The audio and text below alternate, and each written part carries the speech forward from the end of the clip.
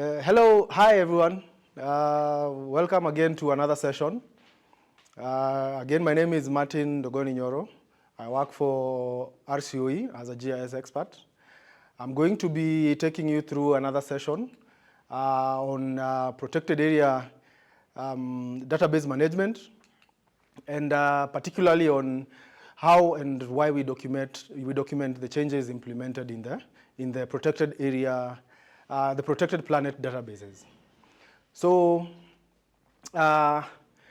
we need to document changes in the WDPA, that is in the protected planet, that is the World Database of Protected Areas, the World Database of OECMs, and the Global Database of Protected Area Management Effectiveness. And it involves tracking updates to protect area information, including, involves tracking updates to protected area information, including additions, removals, and modifications to the already existing records in the databases. This process ensures that the databases remain an accurate and up-to-date resource for conservation efforts, as well as reporting. So the types of changes that I'm talking about is there is where new protected areas are being gazetted. This is now the additions to the databases. They're already protected. The protected areas that boundaries are changing. These are now where the spatial extent is expanding, or it is reduced, or in some cases that it's being redefined. Then there are also some changes where the attribute information changes, because as you've heard from the other sessions, the name of the protected area might change, the IUCN management category, the governance type, or even the legal designation and the date of designation. The area might as well change in size. So these are some of the attribute information that change. The protected areas might also be degazetted or deleted from the databases. This is where a protected area is officially eliminates protection completely or no longer meets the WDPA or WOECM category. The other adjustment is on the OECM adjustment.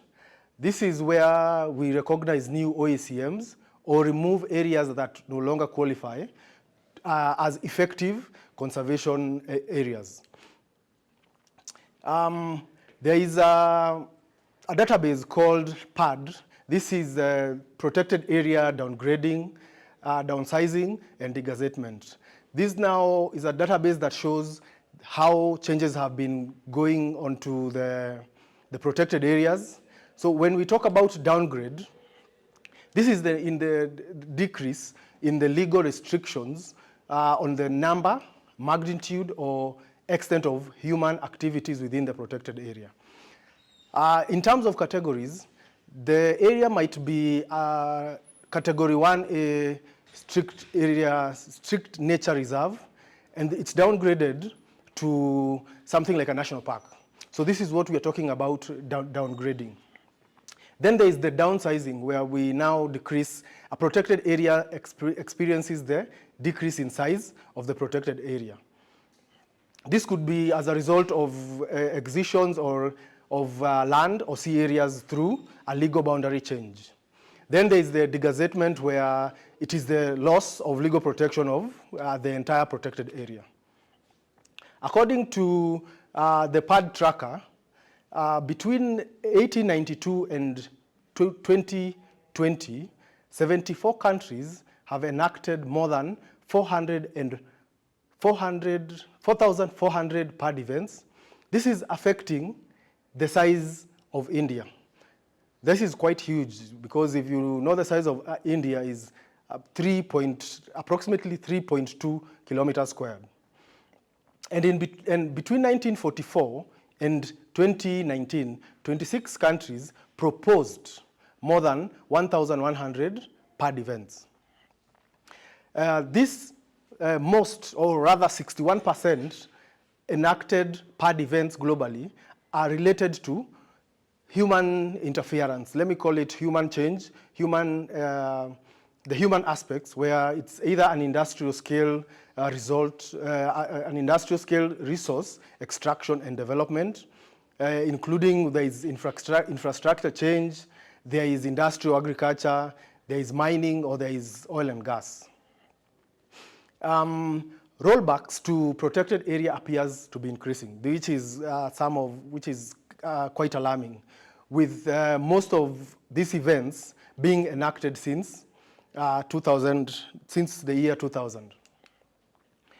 So some of these changes, in order to be effected on the protected planet databases, need supporting documents. So it needs to have verifiable information, and one of them is if it's a new addition to the site, there needs to be an official gazette notice or gazettement, or a legal act, or the protected area designation documentation. If it's in terms of the boundary change, there needs to be an area from the data provider in terms of a spatial, a GIS shapefile, or a geospatial database showing the new changes in the databases. If it's in terms of an attribute change, or we need to update the attributes, we need to have an example of a management plan, a gazette notice, or a ministry memo, or anything that will show that we need to update this attribute information. In terms of the deletion of a protected area, we need to have, the data provider needs to provide a legal revocation notice or an attribute act from the territory or the country indicating that this area needs to be removed from the protected planet databases. Once all this information is provided, the data provider needs to have a data contributor agreement. This is an agreement that ensures that there is a written record of the data provider agreeing to the intellectual property they have provided to RCMRD and WCMC to include the data in the databases and the terms at which this will be made available. I wanted to let you know, so why do we carry out these changes? Why do we need to document changes in the WDPA?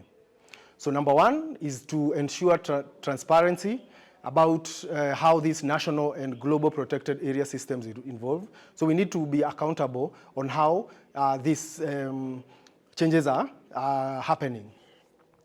We need also to ensure that the data is accurate for the decision makers, researchers, and the public, because this data will be available publicly, and it should be verifiable data.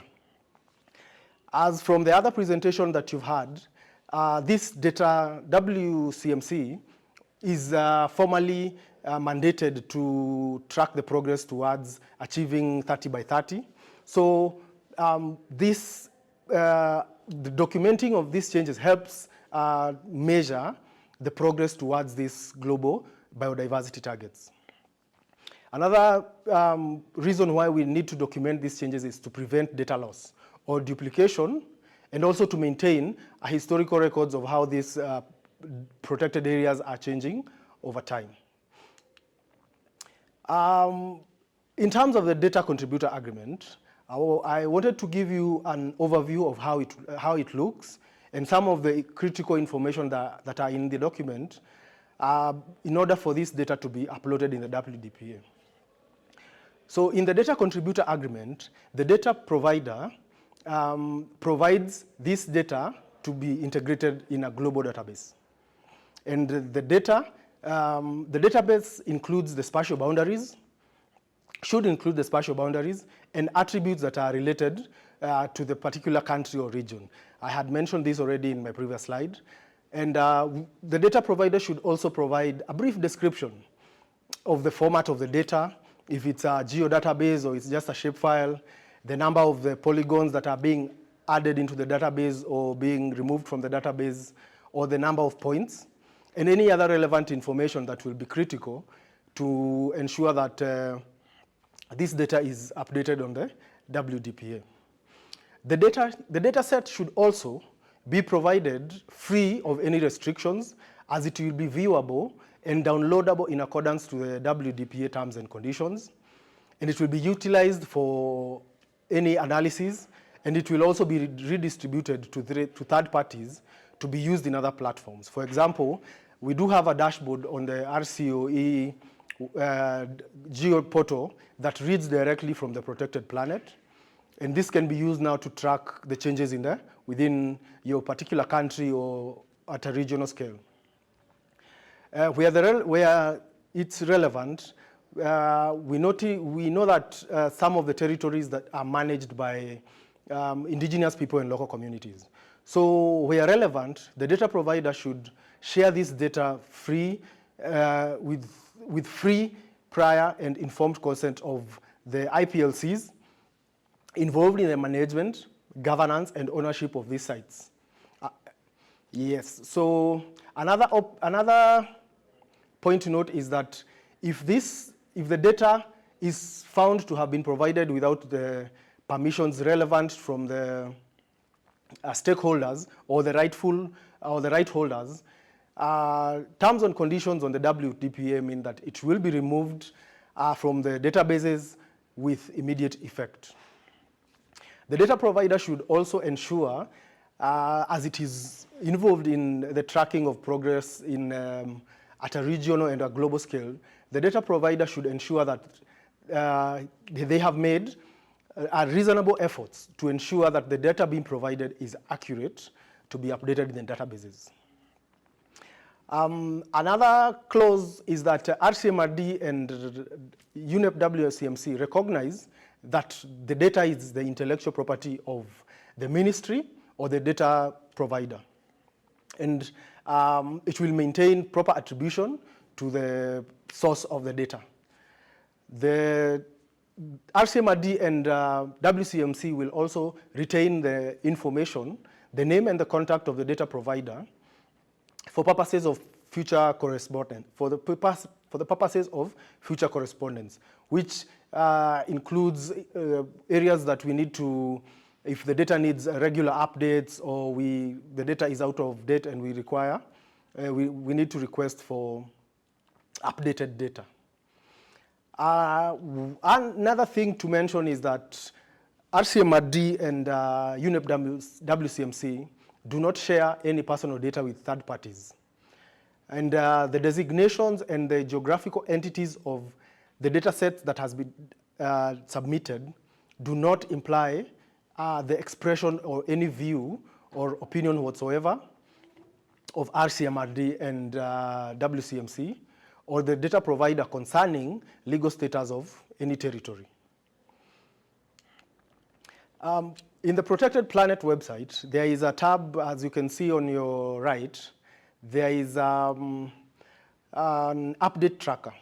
This is a tracker that tracks every changes. As these changes happen on a monthly basis, this tracker is able to, you can go down, you can also filter the options that are there if you want to look at what update has been made at a particular month.